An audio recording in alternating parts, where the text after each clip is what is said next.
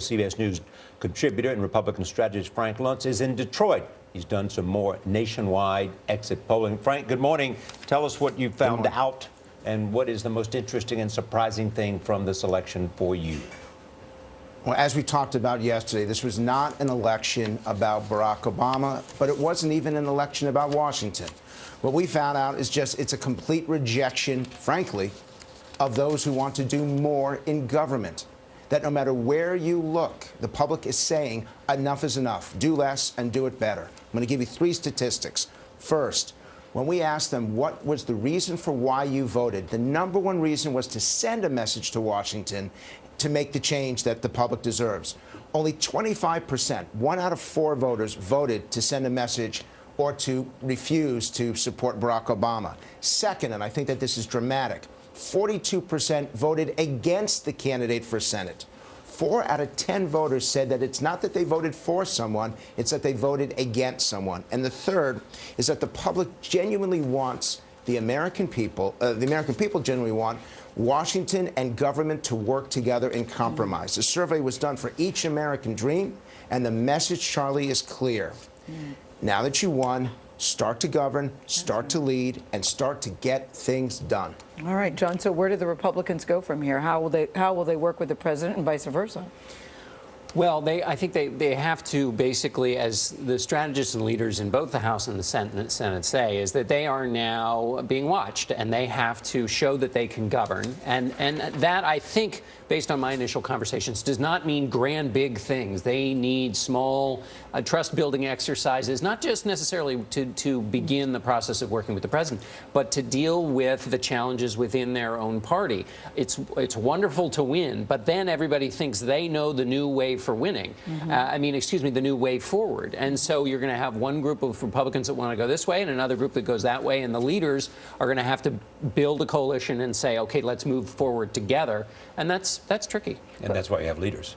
That's why you have leaders. But the levers of power, it's interesting, we're watching the institutions change. The Senate's a good example. You can rise in the Senate now by being a big public figure. That didn't used to be the way in the past. And that means there's less levers of power for the leaders to get you to do what they want. But what kind of message does it send if last night Rand Paul is already raising the question, will President Obama obstruct justice? Will it obstruct the process, rather, or work with us? Well, if he's putting that out there already. Yeah, well, Frank will do his focus groups will tell you that's probably not a message that people want to hear. Frank? Yeah, the #1 attribute, according to the Each American Dream survey, the #1 attribute that they describe towards Washington is frustration. And so they don't want on election night for someone to be saying no. There are no absolutes from today forward. And this goes for blue states, for purple states, and for red states. The amazing thing is that it was a universal, just standing up and saying no to what is happening today, no to the status quo. Well, here's my question. So you have let's talk about the new people in the Senate. You have Mitch McConnell. You have Joni Ernst from Iowa, who says we're going to make them squeal in Washington. We have Gardner in Colorado, very conservative, former House member there. If you look at a number of these new senators, they're quite conservative. Why wouldn't they go along with what Rand Paul has said? They're going to send bills up to the president. As he told Charlie Rose last night, we're going to keep sending bills up to the president, and we'll see whether the president wants to work with us or not. Is the president going to be forced to veto a bunch of bills? Yeah, but that's okay. That's the way it's supposed to work. So that's not necessarily bad. It's just a question of whether the bills, when they get there, everybody looks at them and says, okay, those are serious pieces of legislation. So we're going to have another election, another change election where voters kick out members of parties because they're sick of them. It depends. In the old way, the way they designed this whole American system was you could send them up, they get vetoed, then you have a conversation, you fix it, and then something goes through. That's if people are serious on both sides. If the legislation that's sent up is just gimmicky, is just a show thing, and the president's making his own showy behavior that has nothing to do with getting to an end result, then you'll have another kind of rejection. Okay, let's talk about the economy, because as Anthony and Gail were doing in the exit polls last night, I mean, you have 78% of the people saying they're worried about the economy, and yet Wall Street is just buzzing along, and you have 63% say the U.S. economic system favors the wealthy. How is that going to play in terms of how candidates who want to win the president in 2016 talk about this real economic divide in this country? They have to they have to say, I'm fighting for you, and when they say you, they have to speak to that 70% who thinks the economic system is tilted away from them. Right?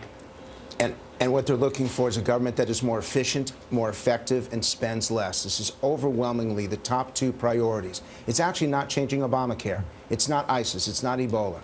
Make government more efficient and effective, and Washington should spend less. That will give Americans faith in the economy for the future. Am I naive to believe that it would be in everybody's interest if somehow Republicans and Democrats can find a way to show that they're capable of coming together on something to get things started?